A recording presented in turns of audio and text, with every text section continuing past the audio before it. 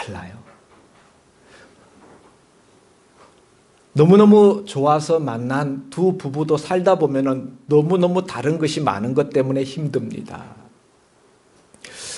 그래도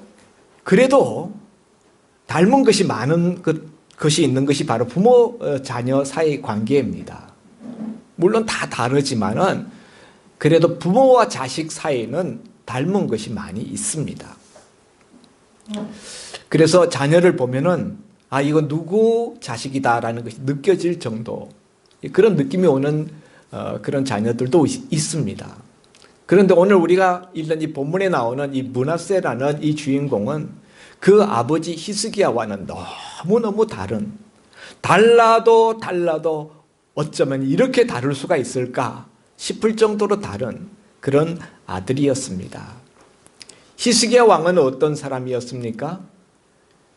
우리가 지난주에 우리 히스기야 왕에 대한 이야기를 우리가 계속 나누었습니다. 한마디로 줄이면은 다윗 왕 이래로 가장 다윗을 닮은 왕이 히스기야 왕이에요. 이전에 다른 여러 개혁적인 왕들이 일어나서 종교 개혁을 일으키기는 했었지만은 히스기야 왕만큼 그렇게 종교 개혁을 철저하게 했었던 왕은 없었다 해도 과언이 아닙니다. 왜냐하면은 웬만한 왕들은 다른 것들은 다 철폐하였어도 산당만큼은 폐하지 아니하였는데 히스기야 왕은 산당을 폐하라는 하나님의 말씀까지 충실하게 수행했었던 그런 점에 있어서 가장 다윗을 닮은 경건하고 신앙적인 인물이었습니다. 그런데 반하여서 오늘 우리가 상고하게 되는 히스기야 왕의 아들인 므낫세 왕은 너무너무 그 아버지 히스기야 왕과는 다른 패역하고 우상 숭배에 쩌들어 있는 그런 모습을 우리에게 보여줍니다. 오늘 우리가 읽은 이 본문은 므낫세의 악행에 대하여서 일일이 설명하고 있습니다. 시간 관계상 제가 다시 일일이 살펴보지 않겠지만은 간단하게 줄이면은 히스기야 왕은 첫째 아버지가 평생을 통해서 개혁하였었던 그 종교개혁, 우상타파 정책을 완전히 무위로 돌아가게 만들었다 하는 것이죠. 온 나라에서 추방하고 없애버렸던 그 우상들을 다시 세우고 히스기야 왕이 폐하였던 그 산당을 다시 일으켜 세우는 아버지의 개혁 정책을 완전히 뒤엎는 정책을 폈다 하는 것입니다. 그것뿐만이 아니라 오늘 본문에도 나와 있듯이 북이스라엘의 가장 악한 왕이었던 아합 왕의 행위를 본받아서 바알 우상들을 세우고 바알 제단들을 온 유다 땅에 퍼치는 우상 전도사 역할을 했다 하는 것입니다. 바알뿐만이 아니라 아세라 우상, 가나안 사람들이 섬겼던 아세라 우상, 가나안의 아모리 족속들이 섬겼던 그런 우상들, 심지어는 자녀를 인신 제사로 불에 태워 죽였었던 그 몰록신 숭배까지 이 므낫세는 그것을 도입해서 온 유다 땅에 퍼뜨렸다는 거예요. 여러분, 몰록신은 어떤 신인가? 자녀를 불살라서 드리는 제사를 받는 신이 몰록신이에요. 이때는 아들을 제사로 드렸고 아들 중에서 제일 좋은 아들을 드린다라는 점에서 맏아들을 장자를 불에 태워서 그 신에게 바쳤습니다. 우상숭배의 극치라고 할 수 있는 인신제사까지 도입해서 예루살렘 남쪽의 그 흰놈의 아들 골짜기에서 그런 그 패역한 짓을 벌였던 것이 바로 므낫세 왕입니다. 그런가 하면은 이제까지 이스라엘 땅에서는 섬기지 않았던 갈대아 땅 아수르나 바벨론에서 섬기던 1월 성신 숭배까지 도입하여서 그 1월 성신을 숭배하는 제단을 성전 뜰 안에 그 제단을 차렸다는 거죠. 여기 성전 두 마당에 제단을 세웠다라고 되어 있는 이 두 마당이라는 것은 성전 앞마당과 바깥마당을 가리키는 것으로서 바깥마당은 일반인들이 출입하지만은 앞마당은 제사장과 레위인들만 출입하는 곳입니다. 그렇게 제사장들만이 출입하는 성전 안뜰에까지 우상 1월 성신을 섬기는 그런 우상 제단을 거기다 세웠다는 거죠. 이전에 우상 숭배에 골몰했었던 그런 악한 왕들이 더러 우상 제단을 이스라엘 땅의 예루살렘에 세웠지만은 성전 안에다 세우지는 않았어요. 성전 앞산에다 갖다 세우거나 다른 곳에 세웠지. 그런데 이 므낫세 왕은 심지어 성전 뜰 제사장에 출입하는 그 앞마당에까지 우상을 섬기는 제단들을 거기에다 세웠다는 거예요. 뿐만이 아니라 아세라 우상을 성전 안에다 세웠어요. 제단만 섬긴 성전 안에다가 세운 것이 아니라 아세라 우상을 나무로 만든 그 아루새긴 우상을 성전 안에 세웠어요. 정말 폐역의 극단을 달리는 이런 므낫세 왕의 폐역한 모습을 성경이 우리에게 고발하고 있습니다. 이것은 하나님의 십계명에 대한 우상 숭배를 금한 것에 대한 불순종일 뿐만 아니라 하나님의 이름을 모독하는 것이고 성전을 모독한 것이지요.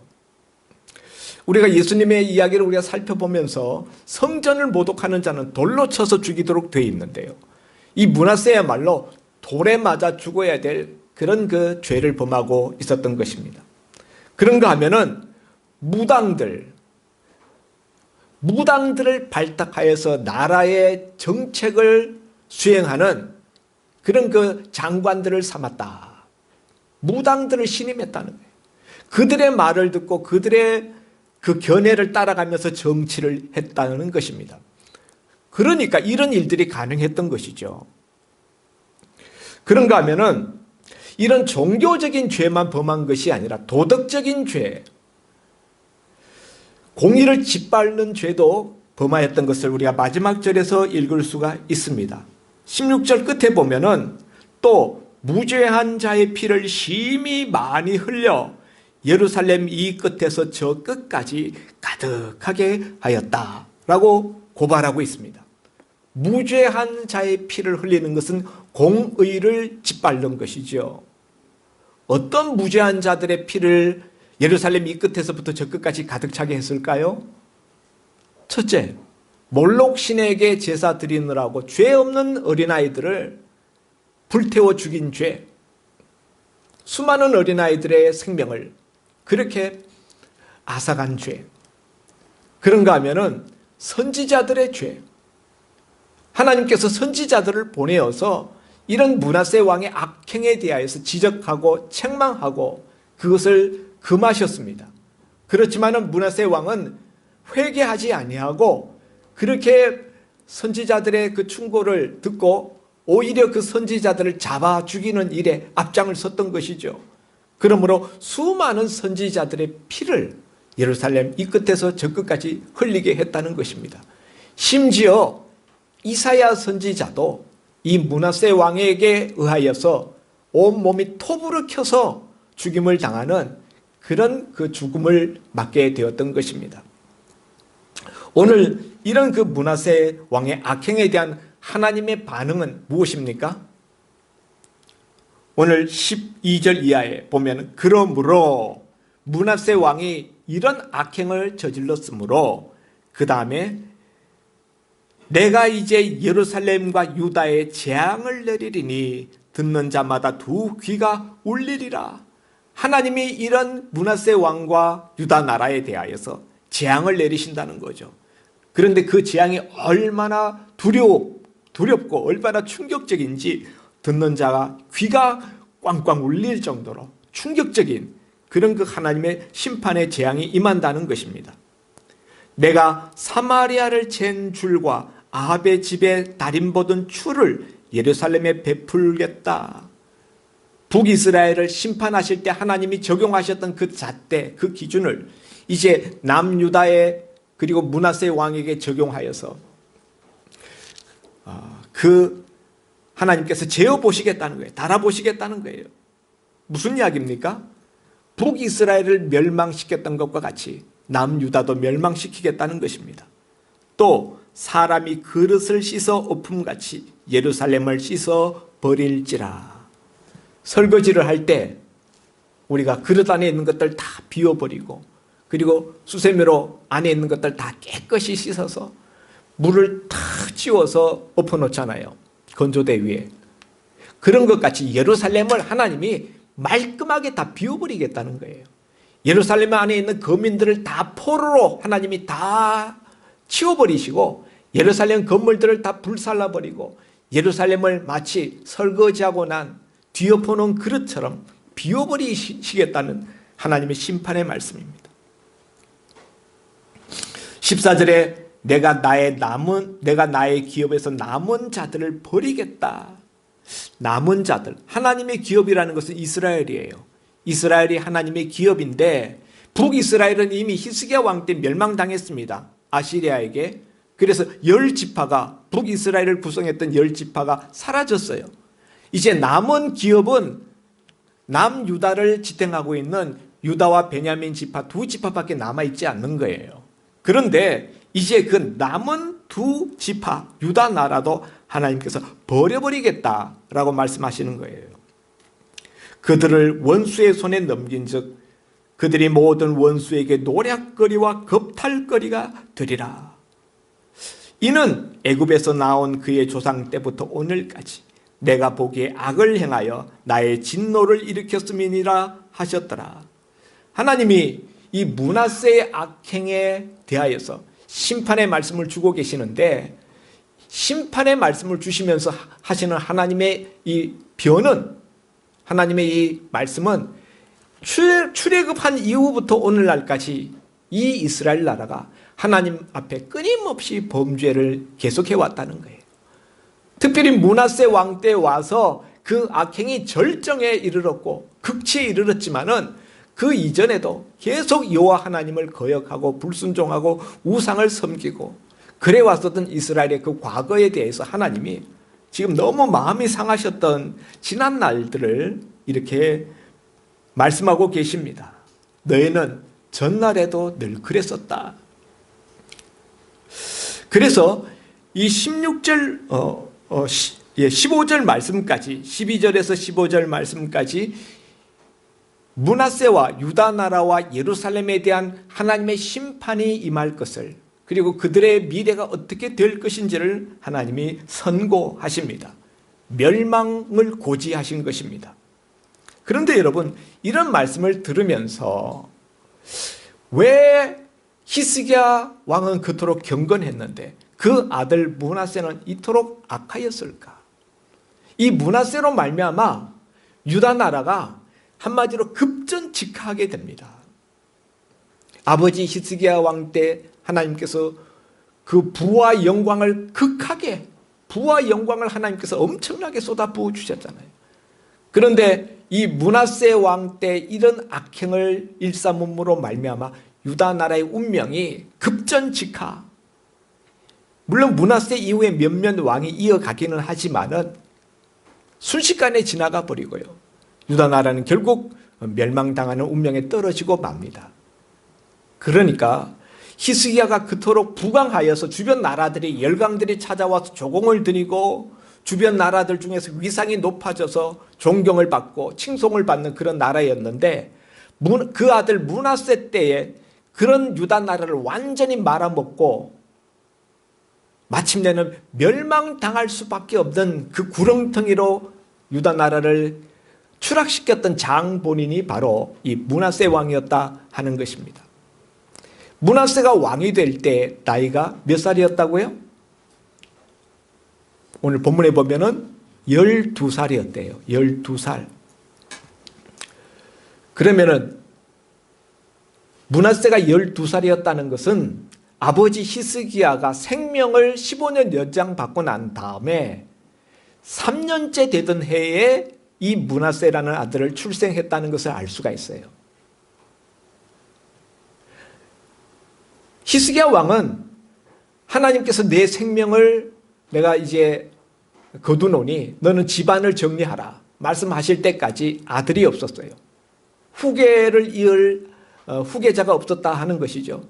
그런데 하나님이 생명을 15년 연장시켜준 다음에 3년째 되던 해에 비로소 아들을 얻었어요. 히스기야 나이 42세 때 첫 아들, 첫 자식을 얻었다는 것입니다. 얼마나 그 아들이 소중했겠습니까? 얼마나 그 아들이 정말 기뻤겠습니까? 정말 그 아들을 금지옥엽으로 정말 옹냐옹냐 하면서 받들어서 이 아들을 키웠을 거예요. 그러므로 그 부모님이 이 히스기야 42세 때 낳은 이 므낫세를 너무 인간적으로 너무 귀하게만 키우다 보니까 제대로 된 신앙 교육을 시키지 못했다 하는 것을 알 수가 있어요. 12살짜리가 왕이 되어가지고 왕이 되자마자 이런 우상 숭배를 보통으로 하는 게 아니라 아주 역대 이래로 가장 극심한 우상 숭배 정책을 펼치게 되었다. 이것은 한마디로 그 아버지, 그 부모님의 신앙 교육 부재가 낳은 역효과였다고 말할 수밖에 없습니다. 제대로 신앙 교육을 시켰다면 비록 12살, 우리로 치면 초등학교 한 5학년쯤 됩니까? 비록 아직 어린 나이이긴 하지만 그래도 여러분 믿음이 있는 사람들은 틀려요. 어려서 배운 믿음을 가지고 한평생토록 그 믿음을 잃지 않고 살아가는 다니엘과 소년 요셉 이런 사람들도 있잖아요. 그러니까 한마디로 부모님이 히스기야 왕이 그 아들 므낫세에게 제대로 된 신앙 교육을 전수하지 못한 결과다. 이렇게 말할 수가 있겠습니다. 그러면은 아버지 히스기야는 그토록 경건한 왕이었는데 어떻게 그 아들 므낫세에게 이렇게 신앙 교육을 제대로 시키지 못했을까?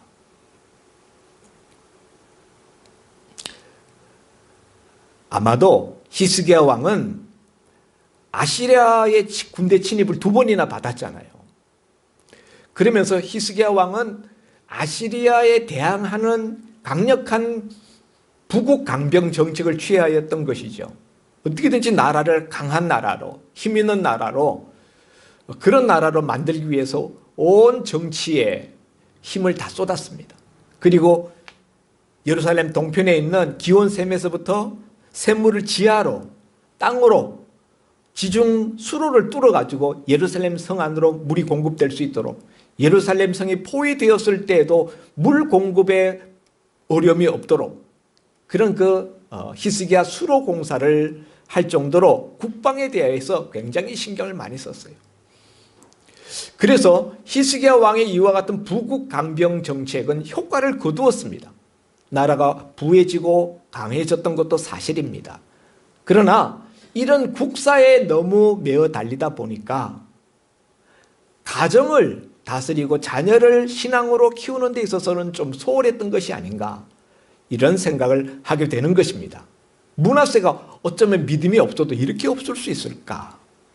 그 아버지가 신앙교육을 제대로 시키지 못했기 때문이라 그렇게밖에는 우리가 생각할 수가 없다는 것이지요. 사랑하는 성도 여러분, 우리나라에서도 교회 중직자들 자녀들이 신앙생활을 잘 못한다는 그런 보고가 있습니다. 왜 그럴까요? 그 부모님들은 교회의 장로, 권사, 안수집사, 교회의 중직자가 되었는데 그 자녀들은 교회를 다니지도 않아요. 그리고 주일날 예배당에 나가지도 않는데도 불구하고 그 부모들이 그 자녀에 대해서 아무 말도 안 해요.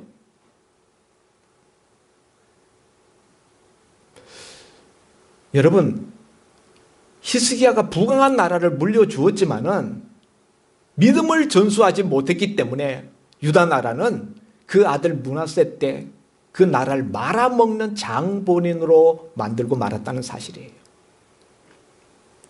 여러분, 우리가 자녀들에게 재산을 물려주려고 우리가 정말 피땀 흘려서 우리가 수고하고 노동합니다. 그렇지만 여러분, 신앙을, 믿음을 우리가 상속시켜 주지 못한다면 그거 다 헛수고예요. 그 후대가 어떻게 될지 걱정스럽습니다. 우리가 다음 주에 전가족 예배 주일인데요. 우리 매월 첫 번째 주일은 전가족 예배 주일로 우리가 예배 드리도록 우리가 서로 약속했습니다만 실제로 유명무실해져 가고 있습니다. 그걸 기억하고 한 달에 한 번이라도, 하도 자녀들이 예배당에 예배 드리러 나오지 않으니까 매 주일은 고사하고 한 달에 한 번만이라도 나와서 예배 드리게 하자고 매달 첫 번째 주를 전가족 예배 주일로 정했지만은 그걸 지키는 가정이 얼마나 됩니까? 성도 여러분, 내 믿음이 좋아지는 것 그걸로 끝났다고 생각해서는 안 돼요. 우리 자녀들에게 제대로 된 믿음을, 신앙을 우리가 심어주지 못하면은 그 미래가 없습니다. 세상적으로 여러분이 아무리 많은 재산을 물려주고 많은 부동산을 물려줘도 미래가 없습니다. 뭐가 중요한지를 우리가 알아야 돼요. 참으로 통탄스러운 것은 이 므낫세, 이 악한 이 아들이 남북 이스라엘 역사를 통틀어서 가장 장기 통치한, 무려 55년 동안 왕위에 있으면서 나라를 다스리는 그런 왕이었다는 사실이에요. 악한 왕일수록 빨리 그 정권을 내려놓고 내려와서 죽든지 사라지든지 해야 되는데, 이 북이스라엘과 남유다를 통틀어서 온 이스라엘 역사에서 가장 악한 왕인 므낫세 왕이 또 가장 최장수 왕으로 55년이나 통치했다는 거예요. 그 아버지는 55년까지 살지도 못했어요. 그 아버지 히스기야는 54세에 세상을 떠났는데 이 아들은 왕좌에만 55년을 있었어요. 55년을 있으면서 이런 악행을 계속 일삼았어요. 그러므로 유다 나라는 한마디로 완전히 멸망의 구렁텅이로 빠져들고 말았던 것입니다. 성도 여러분, 그러면은 이 므낫세는 아버지에게서 신앙 전수를 제대로 못 받은 그 원인이 있지만은 그 외에 이렇게 무당들을 신임하여서 그들의 말을 듣고 정책을 세워나가고 또 이런 자기 나라뿐만 아니라 해외에서 우상까지 수입해가지고 그렇게 극심한 우상 숭배를 하게 된 무슨 다른 이유는 없었을까요? 있었어요. 히스기야 왕이 죽고 난 다음에 유다 나라는 아시리아의 속국으로 변하게 됩니다.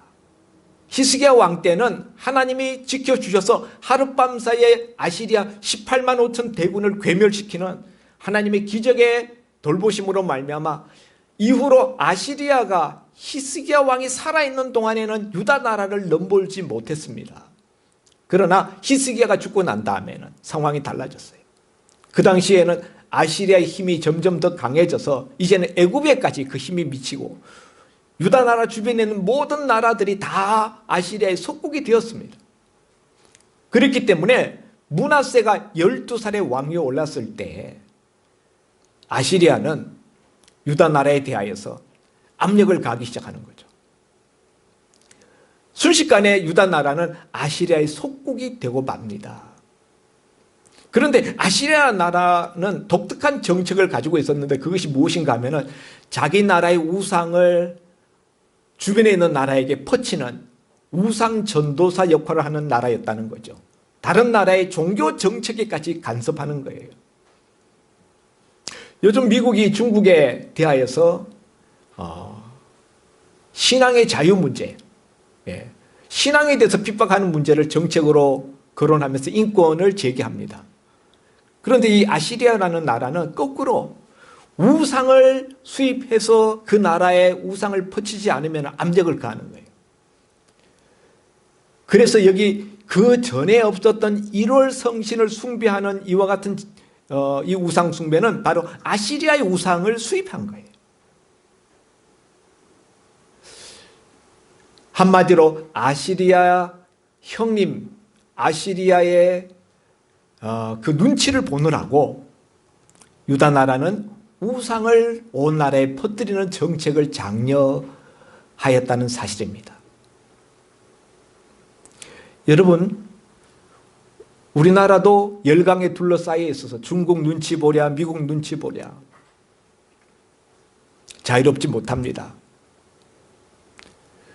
히스기야 왕은 하나님에 대한 돈독한 믿음을 가지고 처음에는 아시리아에 조공을 바치면서 아시리아를 달려보려 했지만은 그것이 실패하자 그 다음에는 깨닫고 오직 하나님께만 매달려서 나라를 하나님 손에 의탁하였을 때 하나님의 도우시고 역사하시는 그 손길로 말미암아 아시리아로부터 나라가 평안할 수가 있었어요.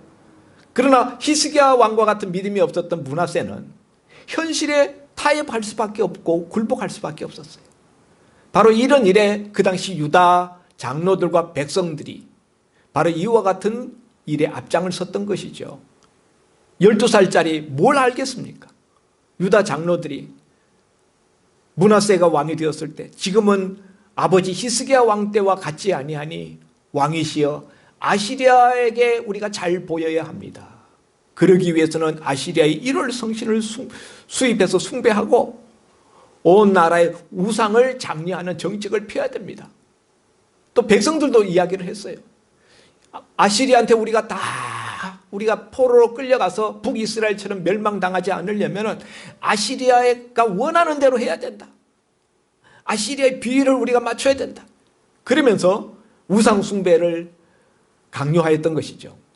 바로 이와 같은 백성들의 그 뜻, 장로들의 그 의견을 채택하여서 무당들을 앞장 세워서 그들로 하여금 정치하는데 나서게 하고 우상 숭배 정책을 온 땅에 펼쳤던 것, 이것이 바로 므낫세가 우상 숭배 정책을 펼치게 된 중요한 또 다른 한 이유였다는 거예요. 이런 사실을 통해서 우리가 깨닫는 것은 무엇입니까? 여러분, 우리가 보통 믿음을 가지고서는 세상의 압력과 이 세상의 불신앙적인 그와 같은 파도를 우리가 결코 감당해낼 수가 없다는 거예요. 예? 강력한 세계 최강의 제국 아시리아의 그와 같은 우상 숭배 정책 강요에 대항하여서 그것을 맞서면서 신앙을 지켜낸다는 것이 히스기야 왕과 같은 그런 믿음, 히스기야 왕과 같은 그런 하나님 체험이 없으면은 불가능한 거예요. 여러분의 자녀들이 매주마다 교회에 와서 주일 성수도 지키지 못하는데 여러분이 세상을 떠나고 난 다음에 그 자녀들이 이 땅에서 믿음을 지켜갈 수 있다고 생각하십니까? 천만의 말씀요. 이 세상의 불신앙적인 압력과 그 세파가 얼마나 강한지요. 그러므로 여러분, 정신을 차려야 됩니다. 자녀들이 자기네들 마음대로 행하는 것을 여러분이 그냥 좋은 게 좋은 거라고, 싫은 소리, 잔소리 하면 신경질 낸다고 그냥 내버려 두시겠습니까? 그렇게 해서 그 자녀들이 지옥으로 가면은 여러분 책임이에요. 부모 책임이에요. 자녀들이 좋은 대학 가고 좋은 직장 가고 좋은 배우자 만나는 것은 그렇게 원하면서 자녀들이 지옥 가는 것에 대해서는 왜 아무런 관심이 없습니까? 그건 왜 그렇게 아무렇지도 않게 생각하는 거죠? 이해할 수가 없어요. 뭐가 중하고 뭐가 가벼운 것인지를 알아야죠. 이 세상에 잘 사는 것보다 하나님 나라에 가서 잘 사는 것이 더 중요한 것이라는 것을 믿지 않는 거예요. 성도 여러분, 여러분의 자녀가 므낫세가 되지 않으려면 여러분은 히스기야 왕보다 더한 마음을 가지고 여러분의 자녀들을 믿음으로 이끌어야 합니다. 히스기야 왕처럼 이 정신이 딴 데 팔려 있으면 안 돼요. 예? 히스기야 왕이 부국 강병 정책을 펴느라고 그 아들 므낫세를 신앙으로 양육하는 데 등한했어요. 부국 강병이 뭡니까? 세상에서 잘 먹고 잘 사는 거예요. 자녀들 세상에서 잘 먹고 잘 살게 하는 데만 팔려가지고 그렇게 살다 보면은 그 자녀들이 어찌 므낫세와 같이 되지 말라는 법이 어디 있겠어요? 오늘 우리가 히스기야와 똑같은 실수를 우리가 범하고 있는 거예요. 오늘 이 말씀을 하나님이 나와 내 자녀에게 주는 말씀이라고 믿음으로 아멘으로 받으시고 회개하시고 자녀들에 대한 태도를, 자녀들에 대한 신앙 지도를 여러분께서 심각하게 다시 생각하는 기회가 될 수 있기를 바랍니다. 그래서 천국에 갔을 때 여러분의 자녀들 그곳에서 만나야 되지 않겠습니까? 기도합니다. 하나님 아버지, 경건했던 아버지 히스기야와는 달리 그 아들 므낫세는 남북 이스라엘 역사를 통틀어서 가장 악하고 가장 우상 숭배를 심하게 하여서 아버지 히스기야 왕이 그렇게 견고하게 세웠던 유다 나라를 멸망 구렁텅이에 수직 낙하시켰던 장본인이 되고 말았습니다. 아버지 하나님, 우리의 자녀들이 므낫세와 같은 아들이, 므낫세와 같은 자녀들이 되지 않게 하여 주옵소서. 이것은 하나님 손에 달려있는 것이 아니라 부모된 우리들의 손에 달려있는 일이라는 것을 깨닫고 자녀들을 정말 믿음으로 세우기 위하여서 하나님 앞에 눈물로 간구하며 자녀들 앞에 정말 온 정성을 다하여서 그 자녀들을 믿음으로 이끌 수 있는 우리 부모님들 될 수 있도록 하나님 아버지, 우리 마음속에 주님의 마음을 부어 주옵소서. 정말 애통하는 마음으로 우리 자녀들을 신앙으로 이끌지 못하는 자신을 하나님 앞에 회개시키며 눈물 뿌려 우리 가정들이 변화될 수 있도록 하나님 앞에 나아가는 우리 부모님들 다 되게 하여 주옵소서. 그리함으로 말미암아 마지막 날 우리가 이 세상을 떠난 후라 할지라도 우리 자녀들이 우리의 대를 이어서 경건한 믿음의 가정을 세우며 우리보다도 더 좋은 믿음으로 하나님을 섬길 수 있는 그런 후손들, 그런 하나님의 복을 받는 자녀들 되게 하여 주옵소서. 예수님 이름으로 기도하옵나이다. 아멘. 찬송가 357장 찬송 드립니다.